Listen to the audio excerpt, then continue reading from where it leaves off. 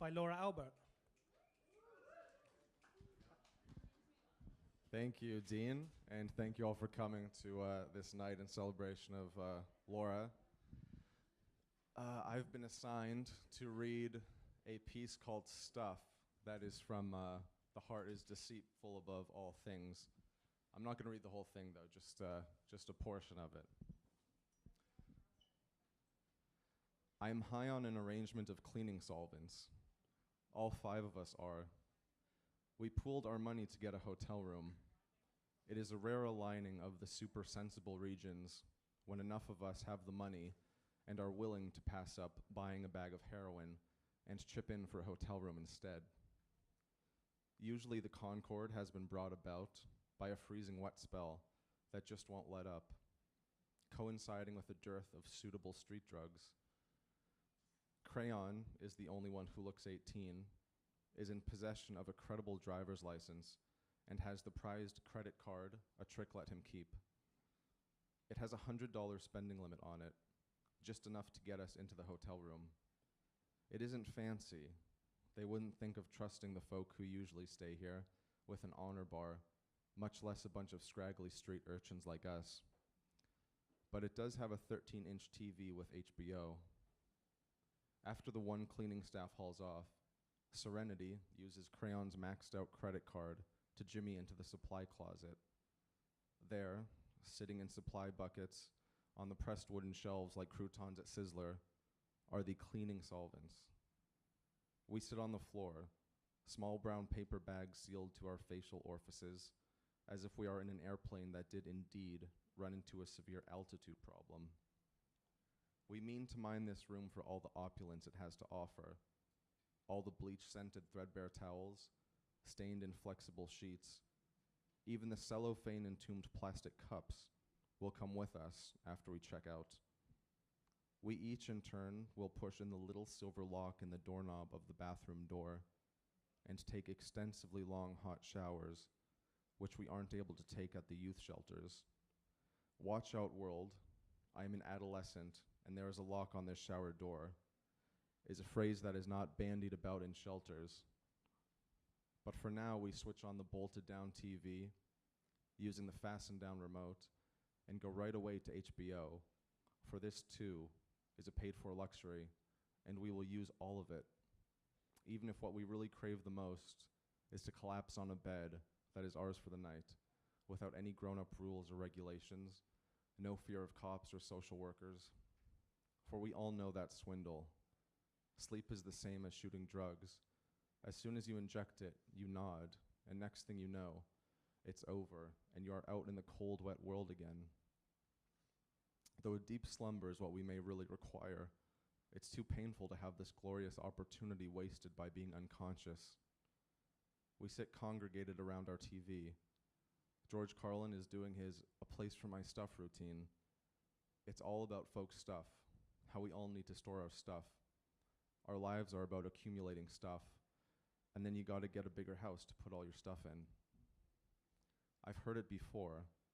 My mother had a trucker boyfriend who played Carlin tapes in his 18-wheeler as he drove. As Carlin spoke his outrage at our need to keep and store our stuff, the trucker announced with pride, "I own all my dang stuff in this here truck." My mother did not like being categorized as his owned stuff, and at the very next truck stop, she took our bag of stuff, and we became minus items on his stuff list. My sinuses feel Brillo padded by the inhaled oven cleaner. I look through a pixelated haze at our backpack spread out behind us. No one is very far from his stuff. By habit, we've arranged it so if we pass out, we'll land on our stuff. We'll wake if anyone tries to steal any of our stuff. I watch Gaudi rise for her turn to use the bathroom and realize that none of us are insulted that she takes all her stuff with her. We all do the same. Carlin is saying, that's all you need in life, a little place for your stuff. That's all your house is, a place to keep your stuff. If you didn't have so much stuff, you wouldn't need a house. You could just walk around all the time. And I think not having a house, living on the street, you become stuff. You're the stuff folks have to walk over. Your stuff they have to deal with, have to move past without being guilted into digging out some change. And our stuff is the homeless problem stuff. Some shelters let you keep some stuff there, but they go through it. They throw away some of your stuff out if they want. Cops always want to take your stuff. Privacy is not for the homeless. But I have a secret. There are lockers at the Transbay terminals. There are rows of wood benches, church pews, usually filled with homeless people sleeping off something. But at night, a lot of them never make it to a bench, and travelers play body hopscotch to get to their Amtrak trains. I have a key with a plastic orange square on it, the color of a prison jumpsuit. I keep the key tied to my waist, so if anyone took my other stuff, they wouldn't get my key. In the beginning, I moved my stuff to a new locker every day. They had time limits on storing stuff, and folks watched. Homeless folks watched, the occasional guard, and if it was too obvious you were storing your stuff, someone would bust into your locker and empty it for you. One bitter cold day when there had been no convergence of money, I woke up in a shelter and could not swallow. I got up and fell down, and then I woke up at General Hospital, and I tried to explain I had to get my stuff. I ripped at the tubes that ran into my arms until they had to tie my hands down. I screamed at them that I had to get my stuff. Your stuff will wait, a doctor told me, and inserted some stuff into my IV that made me not care about my stuff anymore. When I was released with a parting bag of stuff I was to keep swallowing, I headed to the Transbay. I knew my stuff wasn't going to be there. I knew I shouldn't even bother going. George Carlin is saying, and when you leave your house, you have to lock it up. Wouldn't want somebody to come by and take some of your stuff. I step over the bodies layered in their blacks and grays, like a topography map on my way to my locker. It is still closed. My heart pounds. I unfurl the string holding my key from around my waist like a train engineer. I am on one of those game shows. I am seeing if my key fits. What have I won? I slide it in and I flick my wrist. It doesn't move. I've seen them. They come in their uniforms. They come with a quick tug with shiny tools. They pull out the whole cylinder, change the lock, haul out the stuff inside. A new orange key is inserted, waiting for a proper owner. This one's new key is gone, so I know someone else's stuff is in there. Probably someone with a house who only stores peripheral stuff in the Transbay lockers. Someone who lives by Carlin's words, that's where your house is, a place to keep your stuff while you go out and get more stuff. Thank you. Meg. Next up, we have Meg Superstar Princess, wherever she is. There she is. Of course.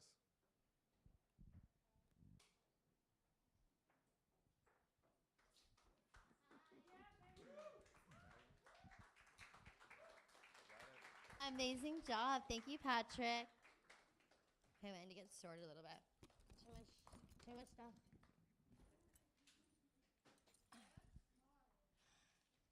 Yeah, otherwise I lose everything. And Lori, thank you for having me again. I've read for you so many times now. When I get the mispronunciations and stuff, please give me the notes. It's the best, please, for real. The Uber driver on the way didn't like it.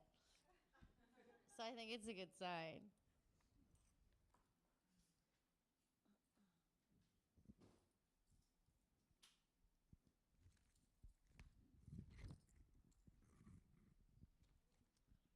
Natoma Street.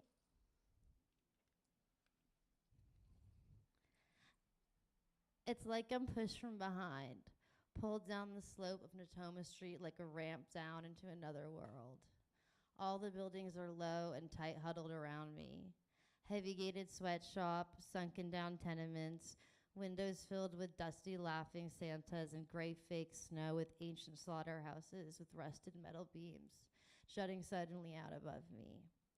I watch my shadow slip underneath them, sharpen under the piss-colored street lamp, and slide unsliced over the green and white pebbles of glass worn smooth from streams of urine. And behind me somewhere is the rain-like sound of a car window being smashed, and in front of me the crunch-crunch under my boots pulling me forward. I tilt my head to listen to the blood in my own ear. And all I hear and all I feel is my cold ache. The sheet metal door glistens in front of me like an axe on a fire blade, and the sound of my pounding fist on the door echoes through me and down Natoma Street. Each split second of contact with the frozen metal is like a jolt trying to wake or stop me, but all that's racing in my blood is too old and too known and too mechanical to be turned back.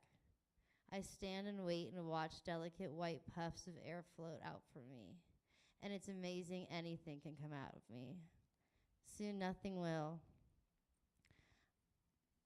I bang the door as hard as I can, bruising my knuckles, and wait a few seconds. Come on. My teeth are clamped. I kick at the door with my boot. They're gonna find me collapsed here as drained, as empty as if a vampire had fed me. I kick the door again and again, and it shudders. I feel panic and desperation in my stomach spread as my blood roars away, feeding on itself. You're supposed to... I kick and hit the metal door. Be fucking here, I yell. From behind me, a window slams open. People sleeping, people sleeping. I turn and look up to see a bald Chinese guy, his face so chubby and squished he looks like a smiling Buddha. Christmas lights flash like a strobe around him. You go way away.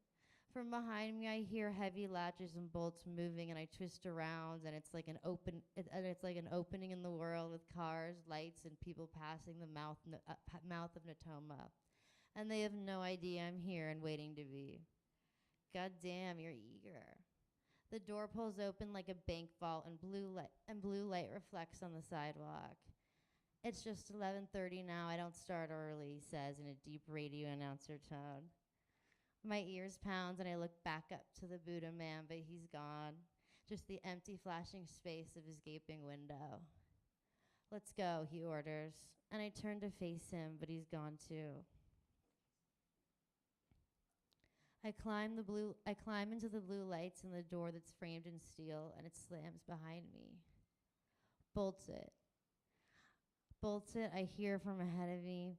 I stare at the puzzle of red and black painted blocks and bolts. The bottom, he says. It's a lock that will need a key to unlock. I feel it clink in my stomach as I watch my hands seal me in. I walk down an unpainted narrow sheetrock hall with bare blue bulbs poking out like lights in an arcade. The ground is concrete and cracked. Come on, he says impatiently. Off to the right. The hall opens into a huge warehouse with two giant Harleys parked in the middle and a maze of other halls, lofts, ladders, and doors surrounding it. I follow the blue lights into a smaller room that smells of rubbing alcohol and something else I recognize but can't recall. Over here.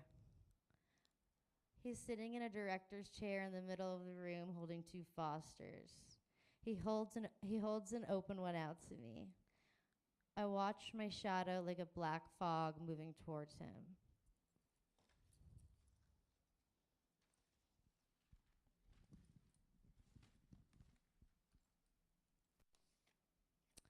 My shadow hits his feet, black and engineer boots, and I trace up faded Levi's to a leather vest, half revealing shining silver hoops through his nipples. His arms are like air-drawn traces of a woman's figure. I avoid his face. I reach out for the beer. Thanks. How old are you? He crosses his legs. 18, I say automatically and sip some foam. He laughs. Try again. His boot wags. 15, I mumble. 15, he repeats. I follow the floor to a brick wall to my right. There are things hanging, attached from the wall. A warm wave rushes over me. I swallow loudly. 15. I like that. I nod my head. But I have an ID in case. In case of what, huh? I look up at him. His cheekbones are cut too sharply. His lips are small, tight, and curled up like old newspaper. His hair is black and slicked straight back. His eyes are the reddish brown of dried blood. This is between you and me, got it? Mm-hmm. I feel awkward and stupid. I got your money, I say too loudly and start to reach into my back pocket with my beer hand but spill some. He laughs, shakes his head. Sorry, shit. It takes a few seconds to figure out how to maneuver my money out with only one free hand. Blondes, he sneers. Fucking geniuses. He takes a big gulp of beer. I hand him $100. So how's it feel being on the other side? He smiles, crooked little teeth.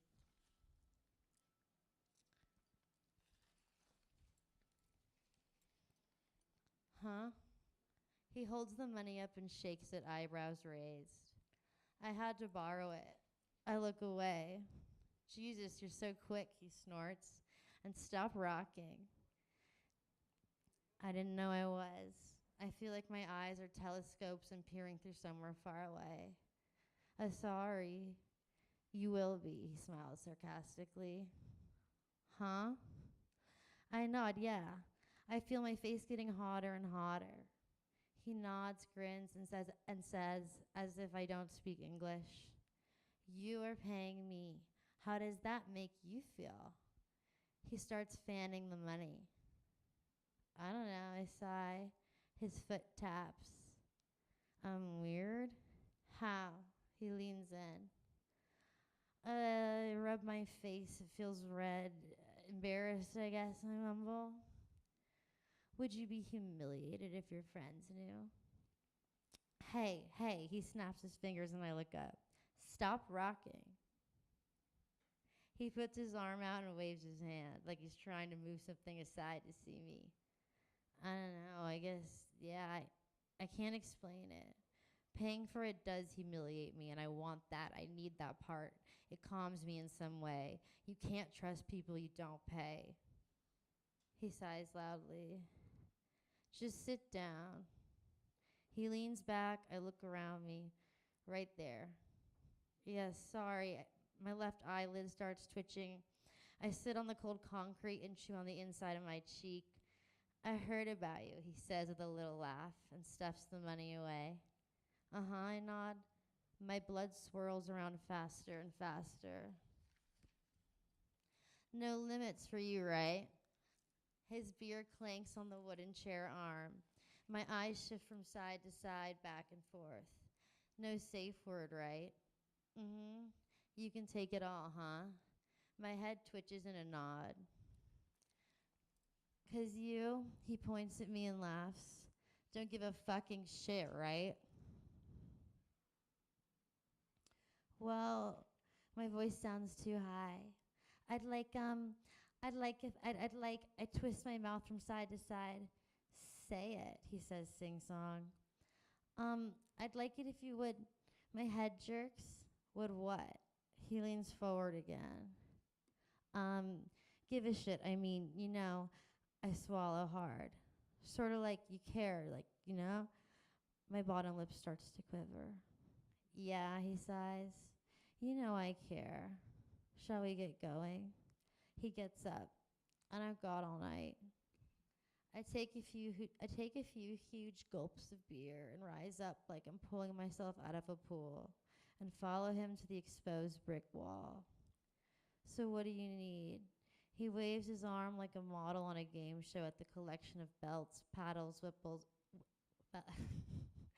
collection of belts, paddles, whips, and crops displayed on the wall. He smiles proudly. I don't know, I mumble. There's a jungle gym-looking metal thing with wrist restraints hanging down in the middle of the wall. What do you think of this? He reaches for a short whip and starts fondling it. I'm starting to feel nervous sick. It's cool, but not into whips, right? He replaces it gently. I shake my head. My eyelids twitch nonstop. No cats? I shake my head again and notice that under the metal bars, there's a drain.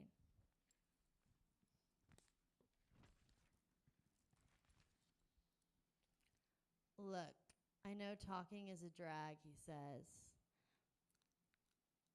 He says it like I won't eat broccoli or drink my milk or something. But you'll be happy for it later. He pats my shoulder. I'm not a mind reader, you know. I haven't heard everything about you. I want to ask him what he's heard, but I'm afraid it'll hurt too much. Come on. His voice is soft. He moves over to me and places his hand on the back of my neck and massages it lightly. Let me help you, he whispers into my ear, and I feel it all start to melt. Let me help. That one, I say softly and motion with my head. That, he points to it. I nod and stare at the drain.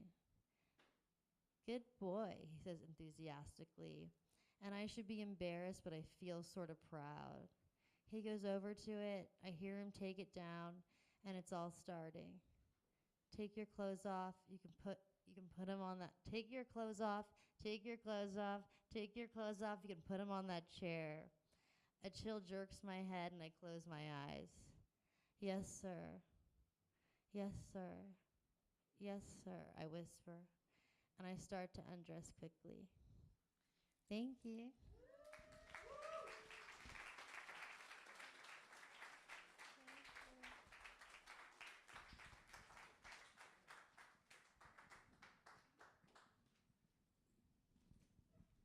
My stuff. Thank you, Meg. That was brilliant. Laura, you ready?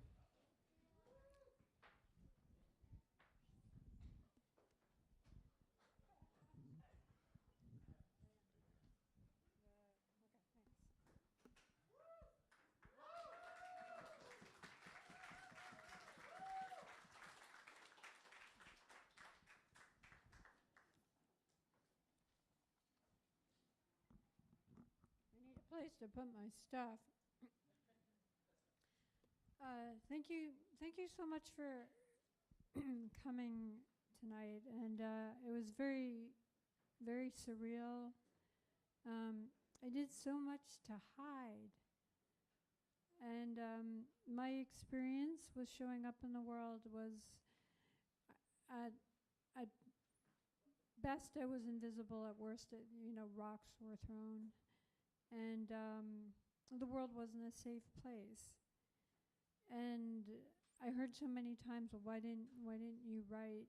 Why didn't you just do it under your own name and all that? It wasn't even a possibility. So to see this and all you people, it just, I can't quite express the feeling, and especially now at a time period where we are being asked to turn away from what we know and to support communities and people around the world that are under threat. It is so hard to show up in any way possible to claim that space and who we are, and to say everyone else has the right, everyone has the right to pursue a meaningful and purposeful life, even if you have to put on a fucking avatar.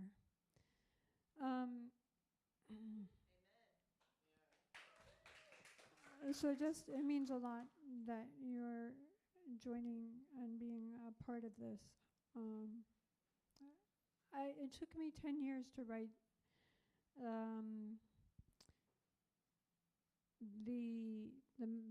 I don't like the word memoir, but I'll use it.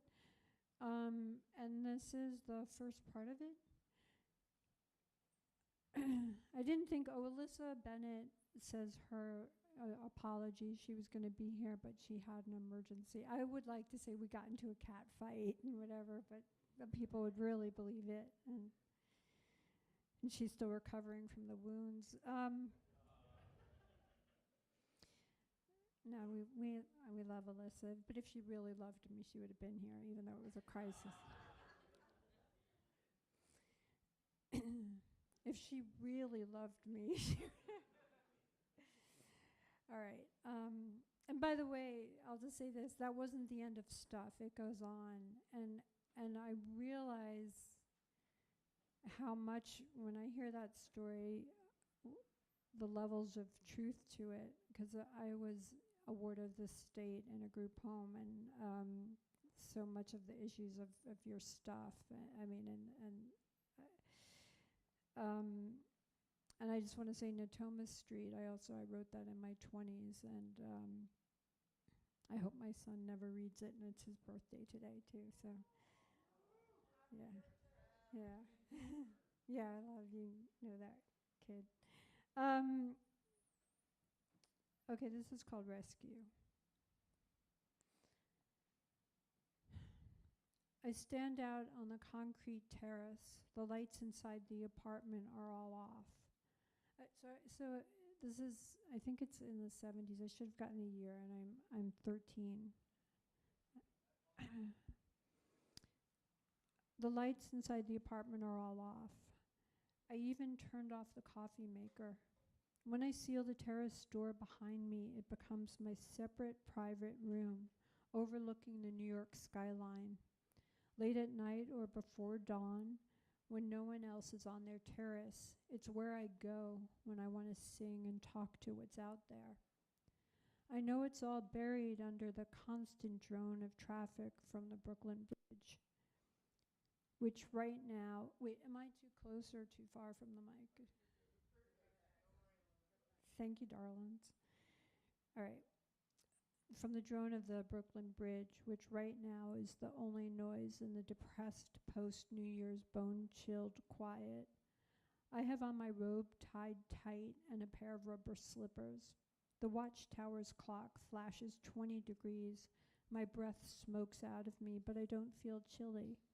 I imagine everyone is just huddled down for one last sleep before going back to school or work.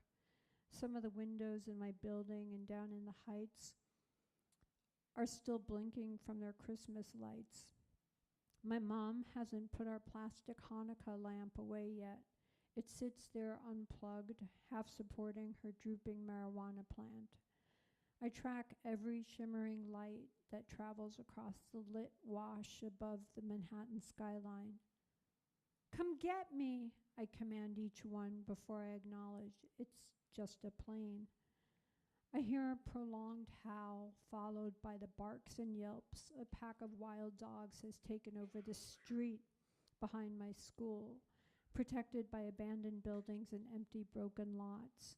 There are a couple of smaller dogs inside the pack. One still has a shredded red bow tie on its neck.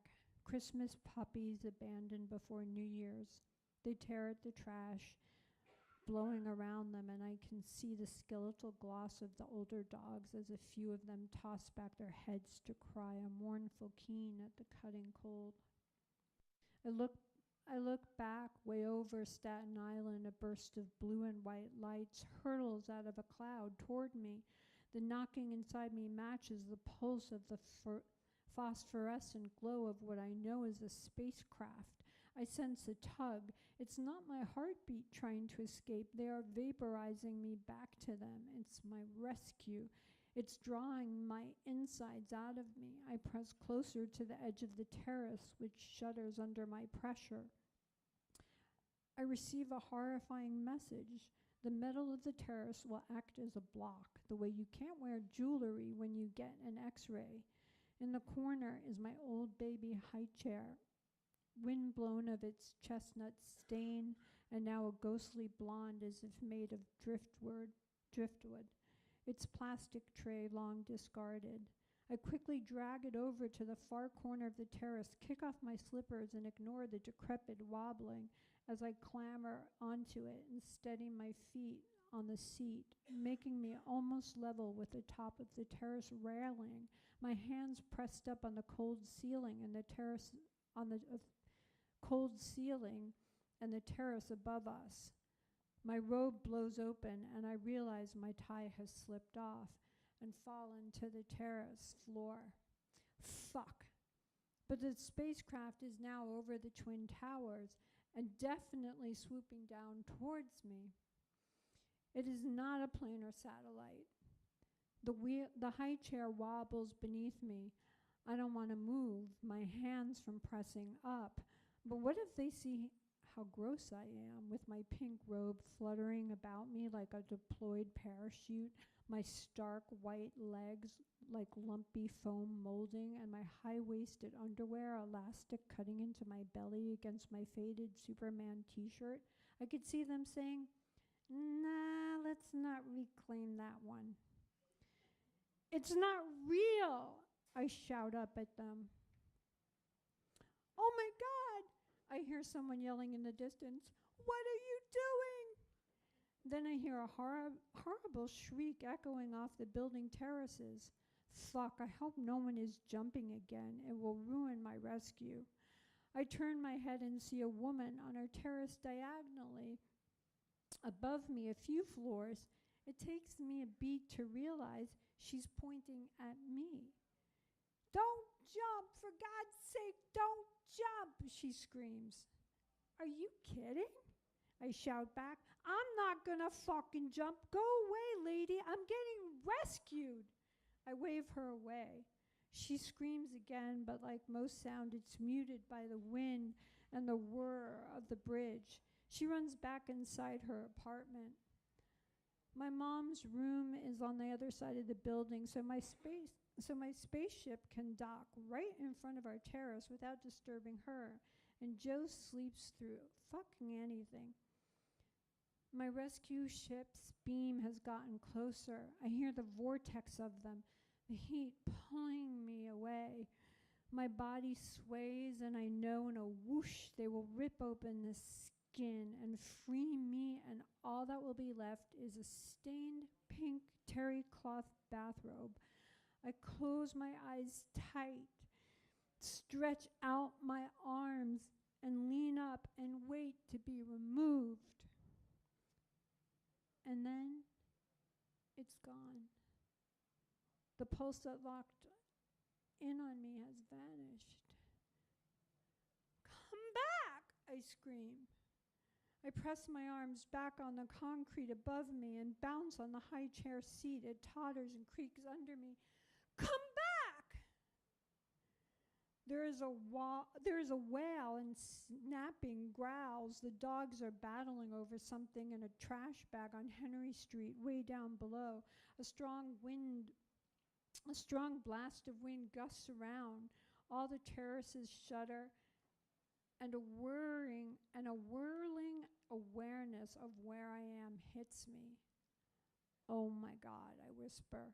A line from Robin Williams that I have on my wall flashes like a teletype, and I say out loud, "Reality, what a concept." I start to laugh. The woman has come out again, and with a man. They point, wave their arms, and yell. I stare back at them, laughing, which causes her to turn her back to me and press her face into the man's chest. He encases her in his arms as if protecting her against some horror. I giggle when I also realize I have no fucking idea how to get the fuck down. I am not sure how I even got to where I am.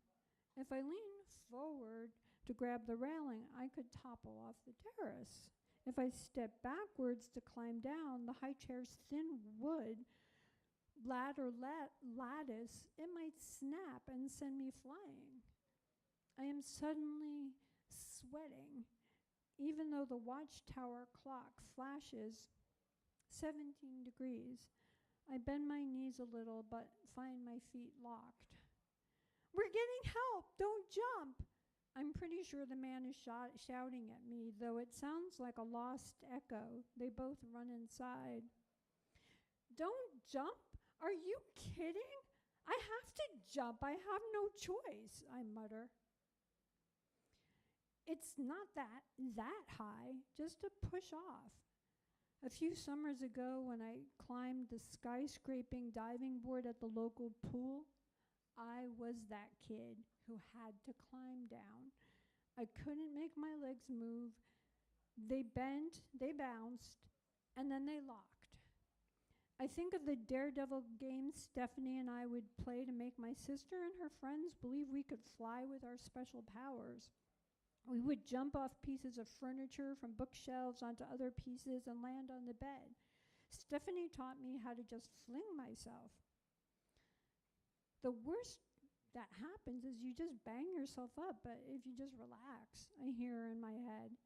And as much as I would like a hand in getting down safely from the spot I am in now, I am very motivated by the fact that people are going to come thanks to the nosy neighbors, and I am unable to grab my robe to close it so they will see me fully displayed.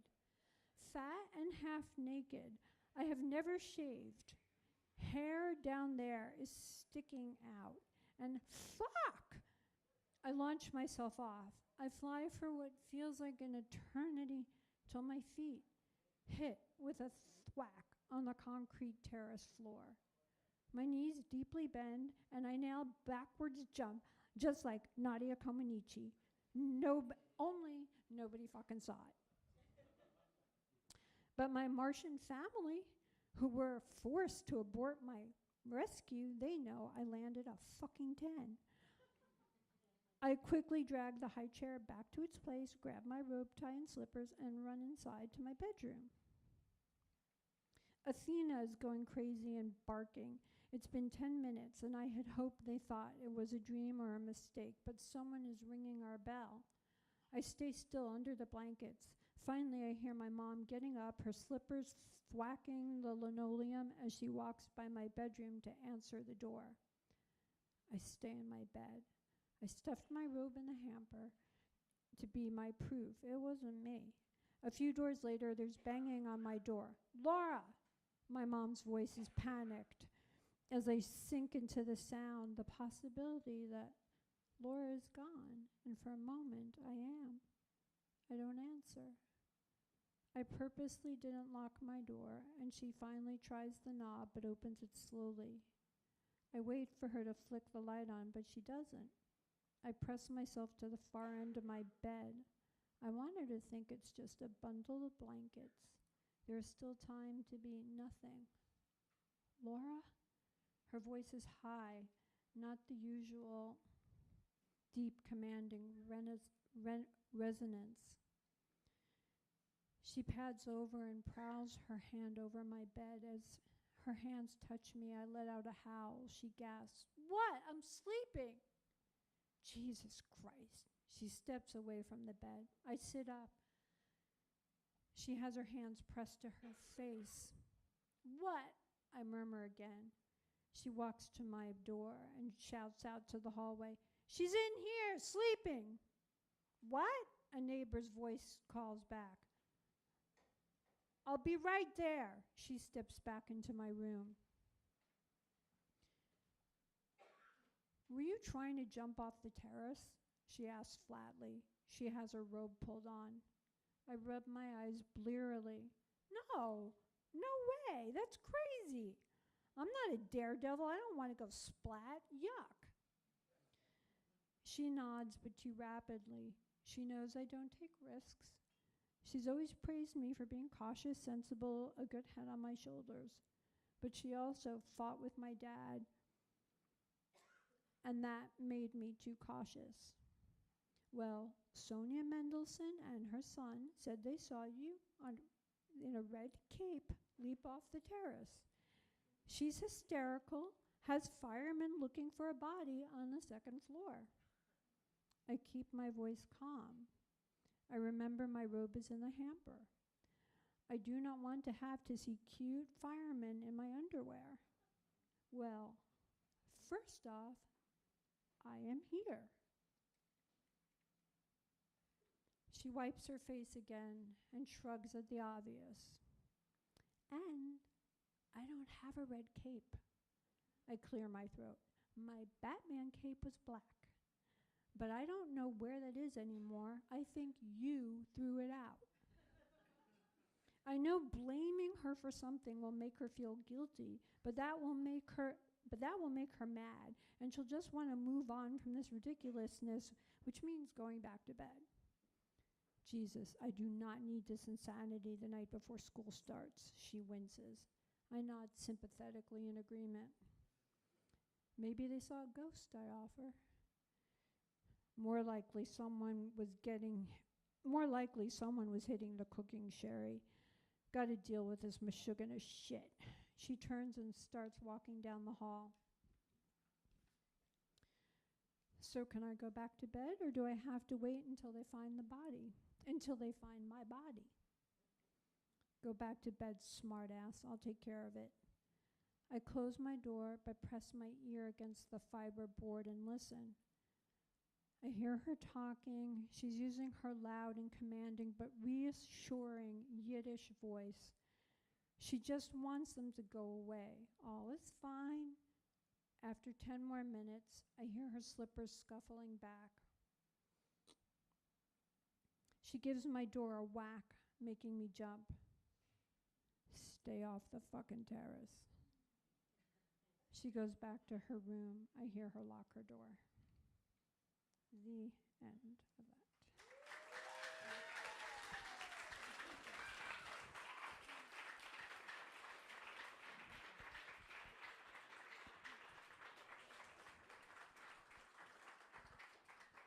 Thank you, Laura. Can we turn this up a little bit? Thank you. Okay. Laura, thank you so much for that. You hold my stuff? I'm trying to remember the first time we spoke and why we spoke, actually. It was a phone sex line, and It was you a phone called. sex line. It certainly felt like it at the time, back in May. I don't remember why we spoke, but I do remember us connecting because I'm also writing a memoir at the time, and I also kind of hate the word memoir. Yeah. And I also feel like we came out of, not very similar, but we had to crawl out of holes to get to where we are. But I'm wondering, why did you decide to write the memoir now? Oh, well, I actually started 10 years ago.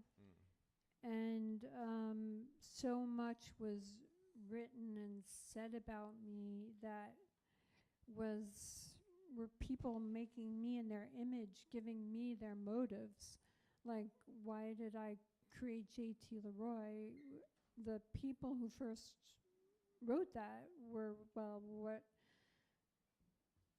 fame, money, celebrity. They couldn't imagine a completely upside down paradigm. Like, that was not my motives. But it made sense because that's what the culture, why someone would do something like that. So I needed to go back, and when I was outed, as I wrote under the avatar J.T. LeRoy, and I had someone else play J.T., and I was like the assistant, but it wasn't me. It was still another iteration, another being. And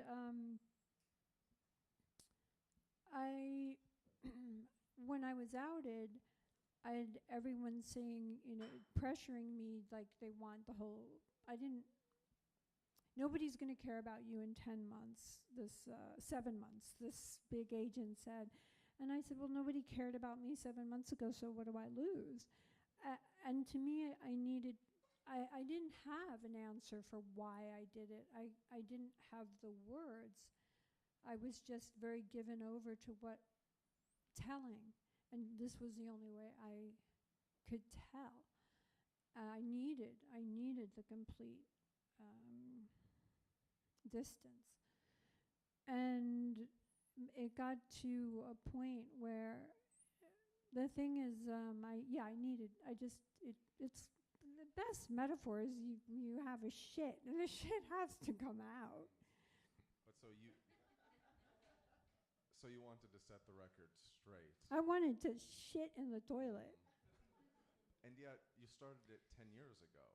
Yeah. So I feel like if the impetus was to set the record straight, has that time not passed? And how much has the memoir developed since then? I would assume that over 10 years of writing memoir, it becomes a work of fiction more than a straight, set the record straight. You would think wrong. Yeah.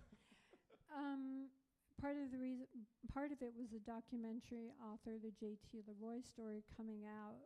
It was like the foot was taken off my neck because, like, the director, Jeff Fierzik, said someone had turned him on to the story, and he went through all the material, and he said, wow, there's so much written about her, but there's one voice that's missing, which was my voice, because people didn't even bother. I was turned into stuff. People would have all these opinions about me and write about me, but they really didn't think to ask me. And I was an unreliable narrator about myself, and I said I could be relied upon to be myself. But, a lot of it wasn't 10 straight years.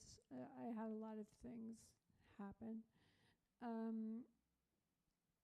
But what?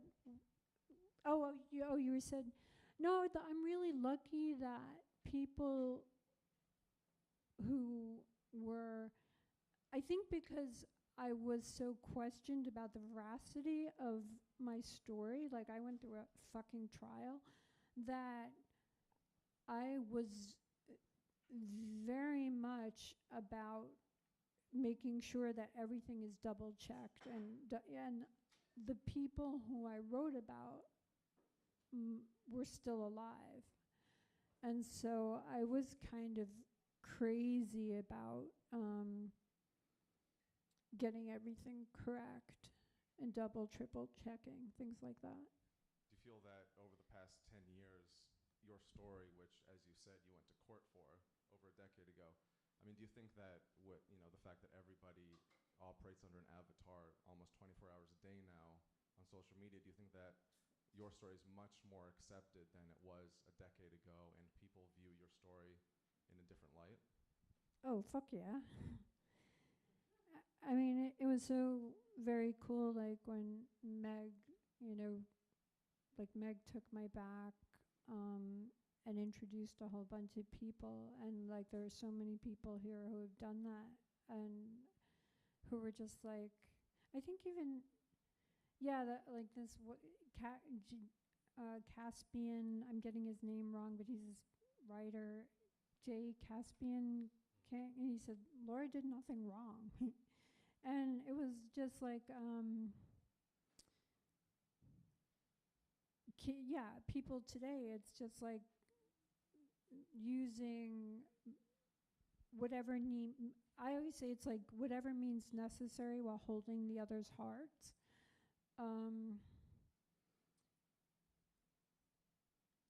It's very interesting to me. I'm just thinking about this now that you have like a police force that are unidentified, doing damage, like disappearing people. And then you have artists who are doing the same to try to open people's hearts so they care. And I think the only way we can fight back against some of the horrible violence being done is by opening that compassion and some people I don't think have it. Maybe it's a neurological, I don't know. But I think storytelling is how we do it. I think really that's one of the only ways. Pictures, artwork, but I think, they've done the studies, and I think for me, I saw so much that I knew wasn't okay, and my problem is like, how do I take problems of the soul and spirit and transform them into issues of craft and technique so you give a fuck about what you might not give a fuck about. And I think that that's the importance about art. Why do you write? Why did you tell? Why I started writing it? I just ran out of ideas, really, and I had nothing else to write about.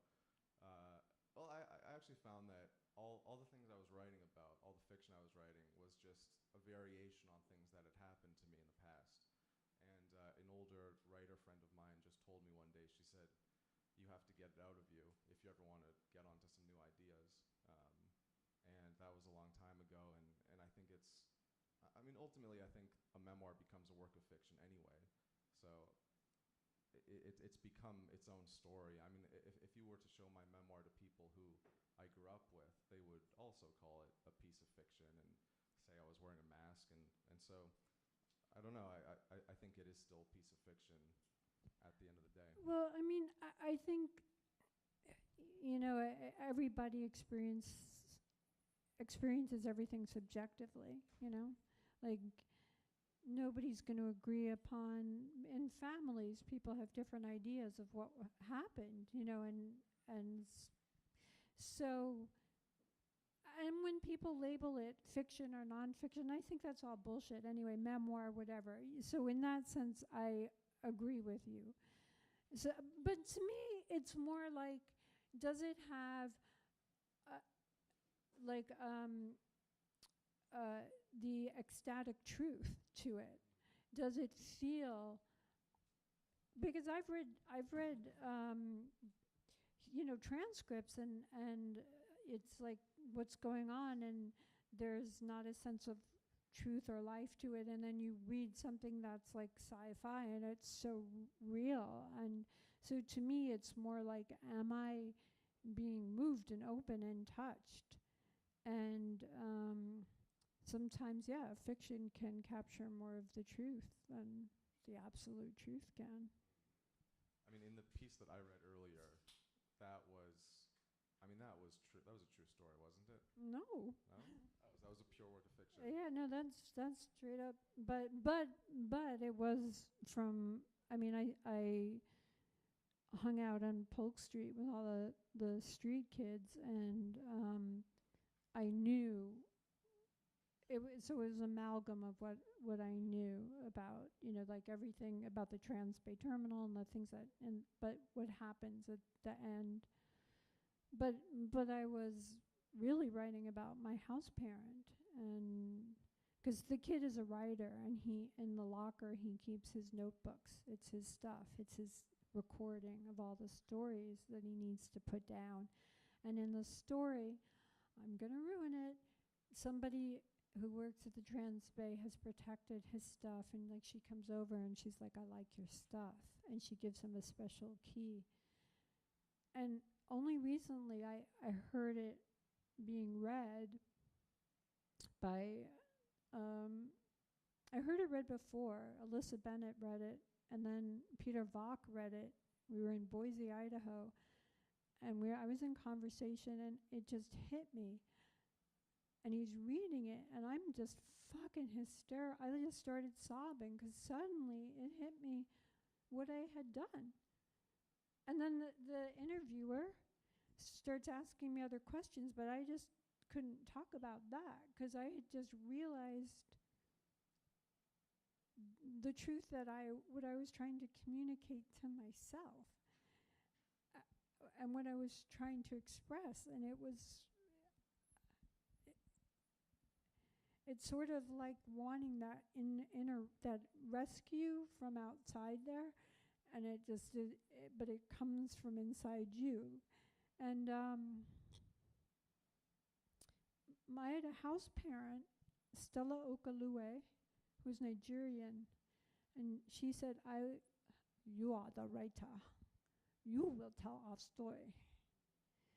And you know what she wanted me to do. Well, this is the lady who was obsessed with Oprah. Well, Oprah was, you have to remember that Oprah was, she was a large black woman who was on TV talking about, and she was talking about sexual abuse that had happened to her. And we hadn't heard, this was like in the 80s, or maybe the early, it's the 80s, and that hadn't happened before. And we lived in a group home where they were trying to get us evicted because the Jewish Child Care Agency had bought the building in the 50s or 40s when it was a slum. And now celebrities live there. And in my book, I name the celebrities. I've been waiting a long time. to get these motherfuckers that rang our doorbell by accident, one of them, to ask us to sign, the house parent to sign the fucking petition to get us out. I hope she sues me.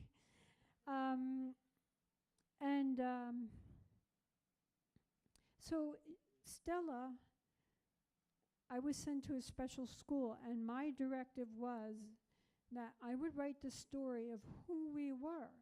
I would get people to care. Because in the group home, my job was like translator. Like if some girl was freaking out, I could explain what was going on to the house parent and back and forth. But if you ask me why I was there, it was just like, I'm fat and ugly. I couldn't really get beyond that. And I wasn't going to talk about shit that had happened. We didn't really. They didn't talk about like PTSD as related to civilians had only just entered the DSM. It wasn't something that was like the way people are like, oh, my latte. Now it's gone the other way. My latte, I have trauma. And now people are almost afraid to use it. But I mean, I do think that's sad because everyone has incredible trauma, but it's not, but because of the overuse of the word, it becomes cringe, people feel, to talk about the reality of PTSD, CPTSD, because it's complex. But anyway, the idea, the social workers felt like it would be too destabilizing for us to talk about sexual abuse or physical abuse or things like that. So it was basically structure. Give us structure, go to school, and go out into the world. But that shit doesn't go away, as you know. It's like an infection in a sentence. You can't, a plane went into your building unless you fucking go in, and you're very destabilized. And so my job was to explain this to Oprah, who we were. I was going to write this and get people to care, and I was sent to the school. But I was always telling stories as a boy. I wanted to be a boy. I saw how the world treated boys so much better. They cared. And, you know, Huck Finn and Tom Sawyer, and just even when they were starting to talk about runaways or abuse, there was always a cute blonde hair, you know, freckled, white little boy, and not people who looked like me, certainly not like what looked like us in the group home. And I wanted only to write as a boy, and I had a writing teacher who wouldn't let me at the new school. She's like, no, girls is girls, just stick to your lane. And that was incredibly painful for me because I was starting to write about sexual abuse, but it felt really gross to me. And the things I needed to write about it felt really disgusting. And she wouldn't let me do it. And I ended up going into a mental hospital and dropping out. Did the whole wanting to be a boy thing, did that happen after the trauma?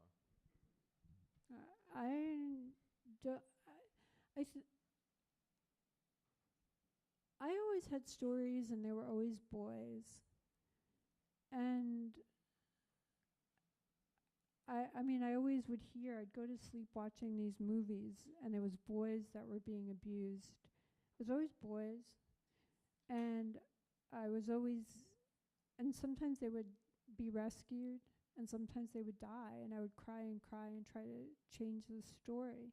But ever since I could remember, and I remember when my sister couldn't sleep one night, and I said, well, why don't you just watch the story? She's like, what are you talking about? I'm like, well, how do you fall asleep? And she's like, I don't know, think about butterflies or, yeah. And I started talking to other people, and I realized that other people didn't have these movies, these stories, these boys. It was like I was haunted. And Alyssa's theory is that they're actual boys. But it doesn't matter. It all comes out in the wash, you know. But that that is better. That's her really cool book. But I wanted to. If I could have been a boy, if I could have. We don't use the term past, but I didn't. I wasn't androgynous looking, and I was so jealous of friends and people who were. And we didn't have that language, you know. When I wrote Sarah, we didn't have like gender variant, gender non-binary, which is still sticking you in a fucking binary, which I don't think exists. You know, it's like when people say, how do I identify? It's like, any fucking way I want, motherfucker. It's like, Jesus, really? Do you feel that you ever got over that? Got over what? The wanting to be a boy. I mean, do you feel like the entire JT thing was just a response to this trauma as well? JT happened very organically. I mean, it really did. And the first book, these will be 2 books, really charts, and you see how it's just it's inevitable. And it really. I mean, I'm realizing this now. It's like being sucked up into a. But in terms of getting over it, JT. That being, I don't have stories anymore. I don't watch the stories. I can't. If I miss them, I don't have to call hotlines. I used to have to call hotlines as a boy. After my parents divorced and things got really bad in my house, they wanted to be free of me. They wanted interaction. It wasn't enough to have me the witness or play Barbie dolls. They needed to tell someone else. And then they wanted their own body. It kept progressing. And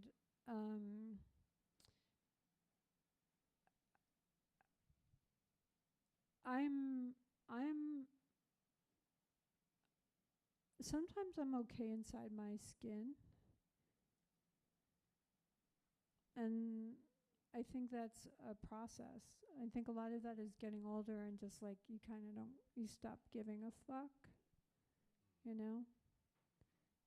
Was this the first time that you read from your memoir? Tonight? Yeah. No. Okay. Sorry. but first, oh no, I was going to say first time in New York.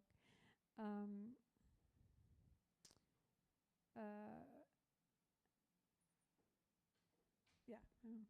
But I mean, do you feel it's still a character to a certain extent? Say it again? Do you feel it's still a character? Who? When you're performing, when you're reading the memoir? Because I remember you would only read from your memoir tonight. You didn't want to read stuff. You didn't want to read the piece that Meg wrote. Right. Would you ever feel comfortable reading those pieces? No. I feel like the JT stuff, the JT work, it was always read by someone else. And I liked it coming through other people. And I feel like for me, it might be just being selfish. Like when Meg was reading it, there was a part of me that wanted to get up and just say, okay, stop, enough, stop it. Because it was like, it was getting, I was revealing too much, and it was getting fucking painful. It wasn't because of your performance or your reading. It was just because it was like, why the fuck did I give that to her?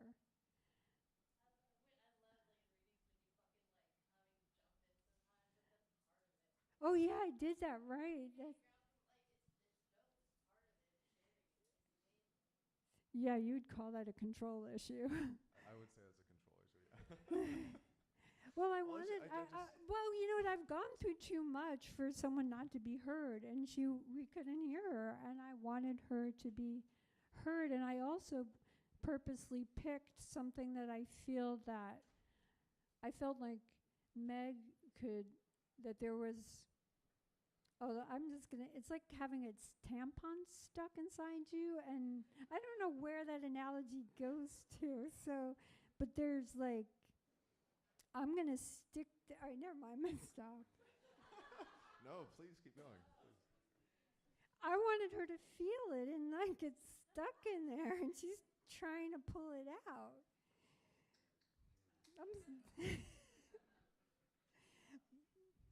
I do think it's a control thing, but that's not necessarily a bad thing.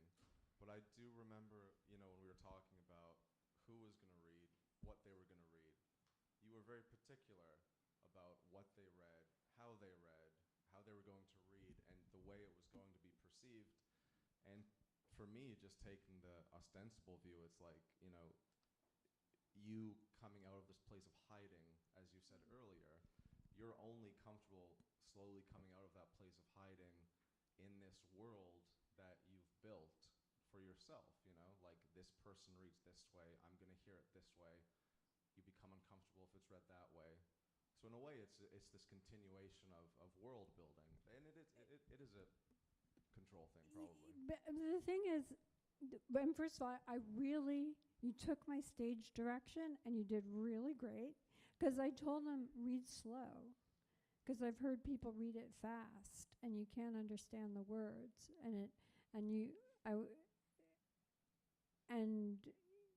you've done very good. and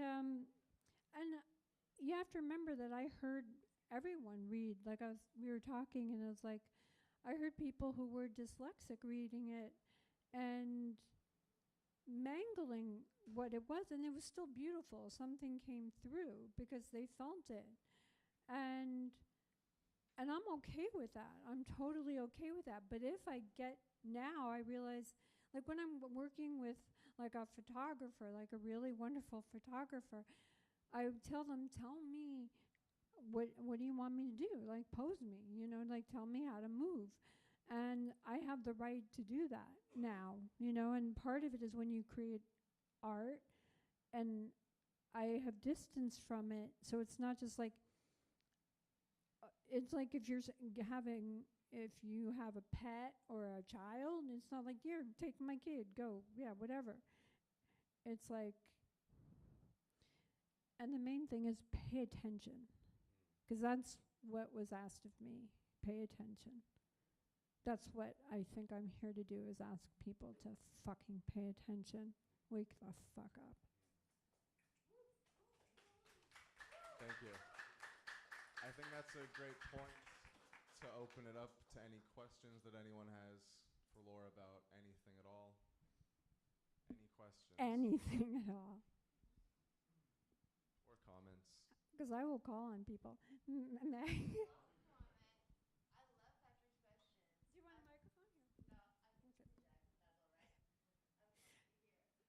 I will allow.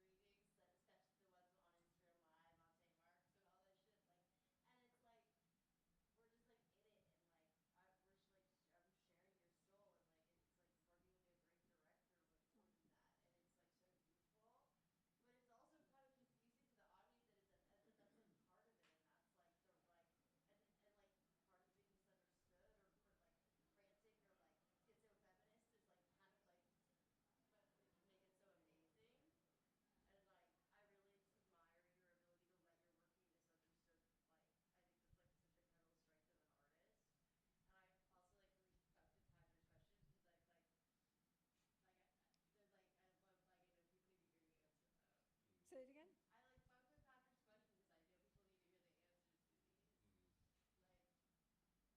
Yeah, but I mean, because his work also it's a wonderful memoir, and he also deals with like escaping into another world, which I think so many kids are doing with video games, which so many kids have grown up with, of course, an avatar and absenting yourself to survive and to go through. And I was so moved reading your work and the removed pain of it and the distance, and it really had that ecstatic truth and the authenticity. I mean, it moved me so much, and I'm amazed you're fucking walking and feeling. Oh, thank you. Yeah. You're not a psycho killer. High five. Question? Hi.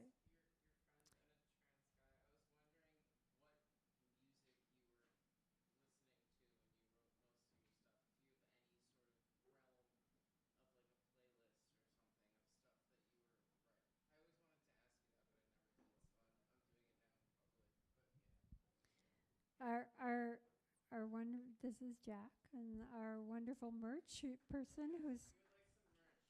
We got JT LeRoy caps and penis bones from Sarah. Unfortunately, Sarah didn't show up, but we have the Hardest to See Phil, which I will be signing. Yep, JT LeRoy signed them. I listen to a lot of different. That's a question I hear, and I'd have to think about, and I would have to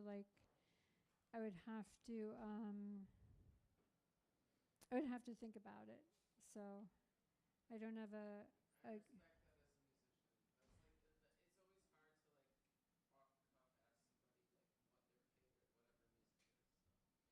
Yeah, it's really varied and everything. But thanks for asking that. Laura, could you talk a little bit about the raccoon penis? Because that was like for me, like when I was younger and we talked. And this is just so everyone knows, this is the famous Roddy Bottom, who has a great, fantastic, brilliant memoir out called what's the name of your book? It's called The Royal We. But anyway, I had this, like when we were in contact when we were both younger, before you were outed as, everything turned, you sent me a raccoon penis in the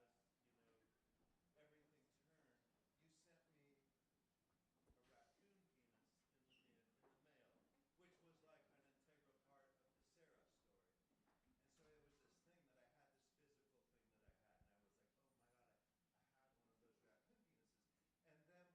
shakedown happened,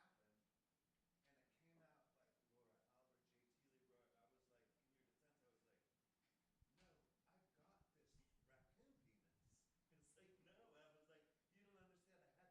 It's like, no, I was like, you don't understand, I had this physical thing. So it's always kind of fascinated me as to like, what was the source of that actual raccoon penis that you sent me? Like, where did that That's a good question. And Levi Palmer, the designer, made me a silver one. So I guess it's also good for vampires. I did phone sex, and I actually liked talking to some of the people. I would take them off the clock, and I became friends with it.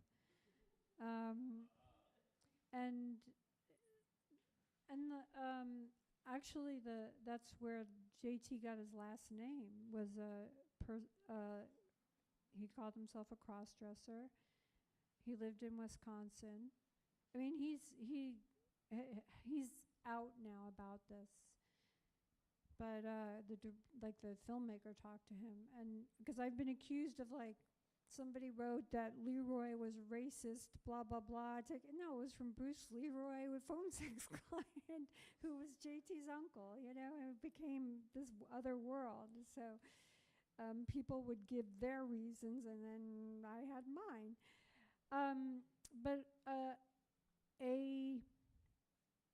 I found out about truck stops because people didn't know about truck stops from a phone sex client. I found out about lot lizards, and I found out about, they're called baculum, and they're called also mountain men toothpicks, and they're used for good luck. They put money on them, wrap money when you go to gamble, put them under your bed. Because if you think of, okay, quick science, bears have raccoon penis bone. I mean, no, bears have bears have bones in their penises. But if the size, think of a bear, think of crazy cocaine bear. I don't know why. But its bone is small. Now think of the size of a raccoon and the bone, right? So it's in the patriarchy, bigger is better compared to the size of the animal. So therefore, it's a good luck symbol, but it also means potency. And it has this little kind of, it's like a lock on the end, and it is a lock. And it actually locks into the female, and it will not release until the male is good and done. Talk about date rape, right? And that is in the book. So in Sarah, I just wanted to write about raccoon penis bones and truck stuff. I didn't know what the fuck I was doing. And the better the prostitute, the better the lot lizard, the bigger their bone. And so this kid is competitive with their mother and wants to get the biggest penis bone and goes off on a journey to get a penis bone. But it was something that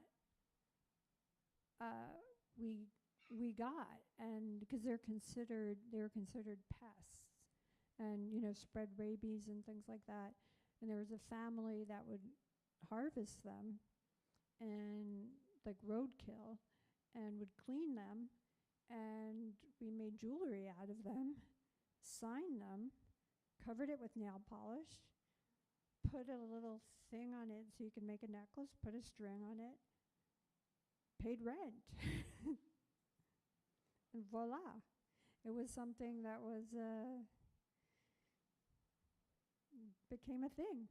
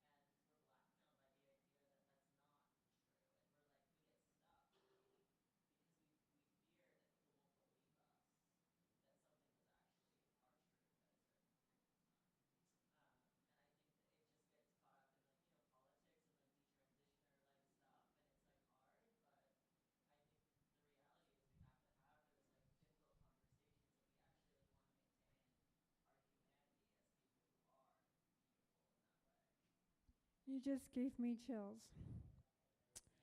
I wish I had had they say artists create what they don't see. I didn't have the language or the words. And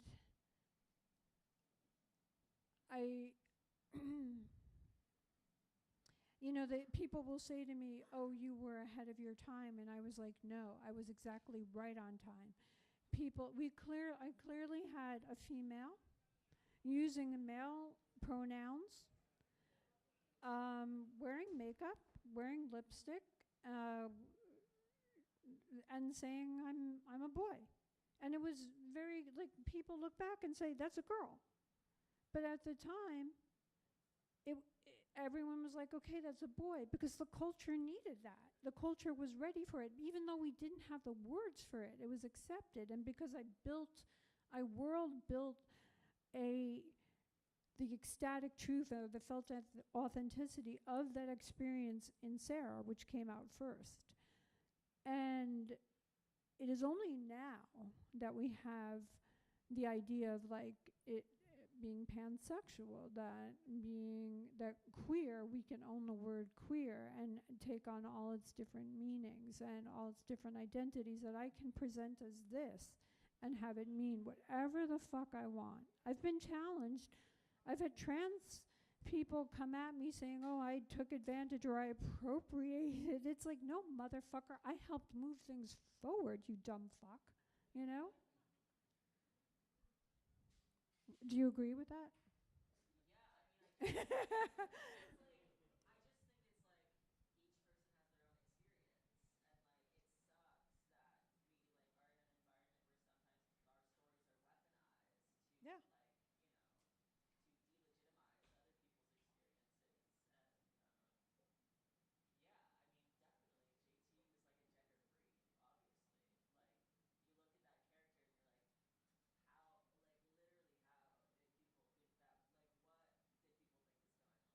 Yeah,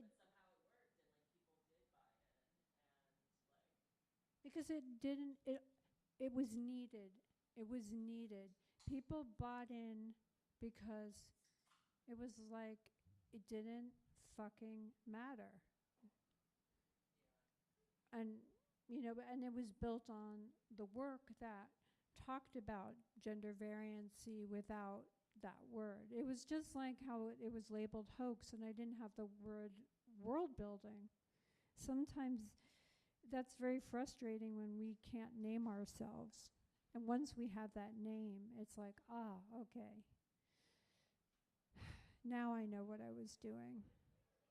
Like there are people who have neurological or all kinds of different, or you're have an illness or whatever it is, and when you have a name for it, it's like, no, that can be difficult too, because that also boxes you in, and often that's for insurance purposes. But I digress. Yeah, I think maybe one more quick question here.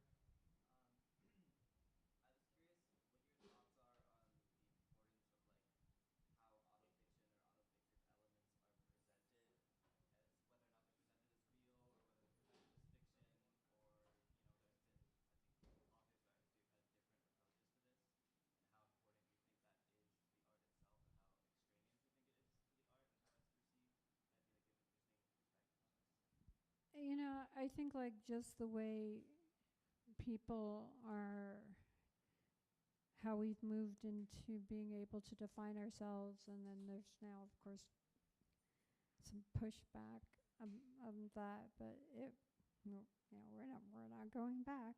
I think that eventually there won't be those, the New York Times bestseller memoir, fiction, or something. I predict that eventually it's just all going to be hockey romance.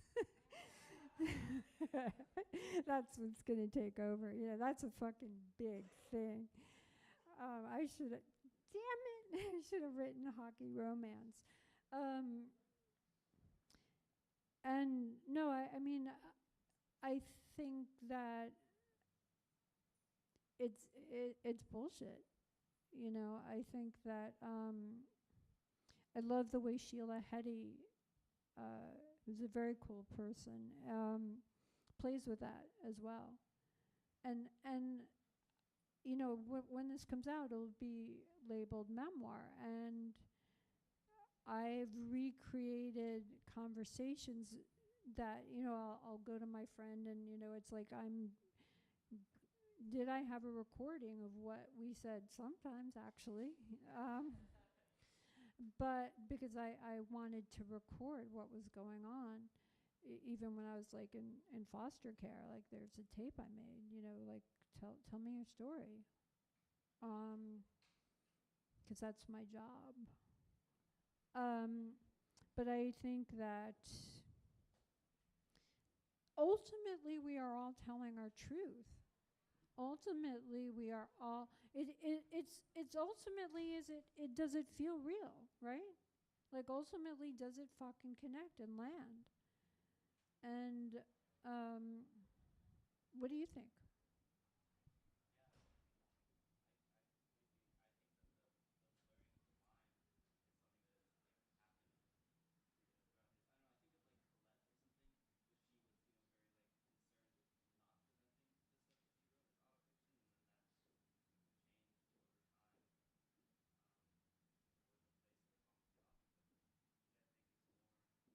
Did she want people to feel?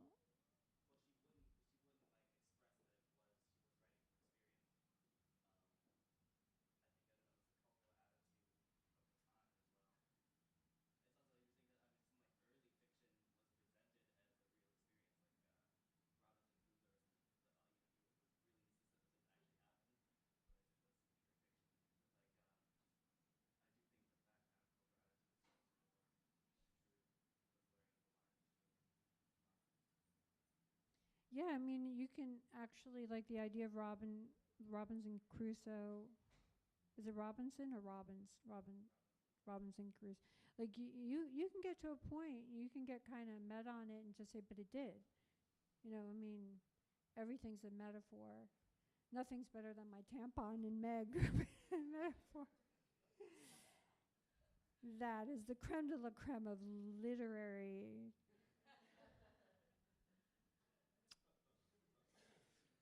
Should we end there? Let's end there. But let's thank everybody. Laura, thank you. Thank you. We gotta thank you so much for Earth. It's so good. It's a great name. Thank you for hosting us, and thank you so much to Heavy Traffic, and thank you so much for inviting me. And I'm really. Thank you, Laura. When does your memoir come out? Next spring. Yeah. Rad. Yeah. That's great. Thank you. Thank you, Meg, as well. Thank you, Meg. Thank you. Thank you, Laura. Thank you, Alyssa. Thank you, Earth. Bye. Good night.